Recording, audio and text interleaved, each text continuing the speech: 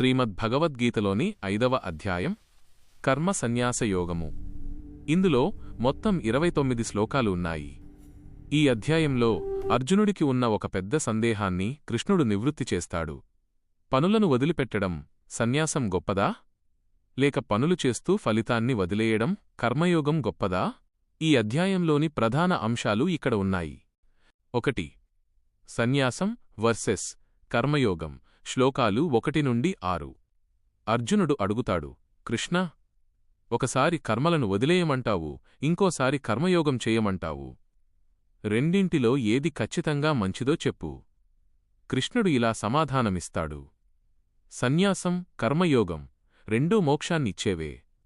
కాని కర్మలను వదిలేయడం కంటే కర్మయోగం పనిచేస్తూ ఫలితాన్ని వదిలేయడం మిన్నా. కర్మయోగం లేకుండా సన్యాసం పొందడం కష్టం. 2. కర్తృత్వ భావన లేకపోవడం. శ్లోకాలు 7 నుండి 12. నిజమైన యోగి తన ఇంద్రియాలు పనులు చేస్తున్నా లోపల మాత్రం నేను ఏమీ చేయడం లేదు అనే భావనతో ఉంటాడు. పద్మపత్రమివాంభస, తామరాకుమీద నీటిబొట్టు అంటకుండా ఉన్నట్లే ఫలితం మీద ఆశ లేకుండా పనిచేసేవాడికి పాపం అంటదు. 3. జ్ఞాని దృష్టి మైనస్ సమత్వము. శ్లోకాలు 13 నుండి 21. జ్ఞాని అయినవాడు అందర్నీ సమానంగా చూస్తాడు. దీన్నే సమదర్శనము అంటారు. విద్యా వినయ సంపన్నే బ్రాహ్మణే గవిహస్తిని సుని చైవ స్వపాకే చ పండితాః సమదర్శినః. శ్లోకం 18. భావం: విద్యావినయాలు గల బ్రాహ్మణుడిని, ఆవును, ఏనుగును, కుక్కను, చండాలుడిని పండితులు, జ్ఞానులు సమానంగా చూస్తారు.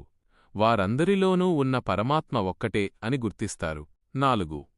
శాశ్వత సుఖం మరియు ఇంద్రియ నిగ్రహం. శ్లోకాలు 22 నుండి 26.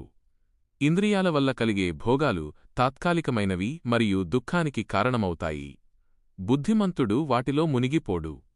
కోపం, కోరికలను ఎవరు అదుపులో ఉంచుకుంటారో వారే నిజమైన సుఖాన్ని పొందుతారు. 5. ధ్యానయోగానికి నాంది. శ్లోకాలు 27 నుండి 28. ఈ 2 శ్లోకాల్లో కృష్ణుడు ధ్యానం ఎలా చెయ్యాలో క్లుప్తంగా వివరిస్తాడు.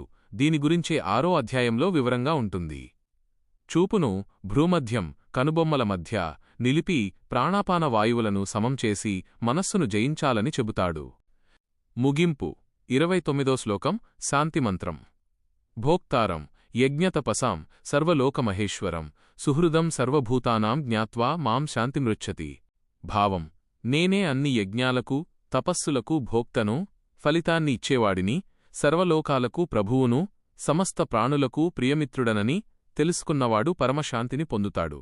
సారాంశం: బాహ్యంగా పనులను వదిలేయడం కంటే మనస్సులో నేను చేస్తున్నాను అనే అహకారాన్ని వదిలేసి పనిచేయడమే అసలైన సన్యాసం.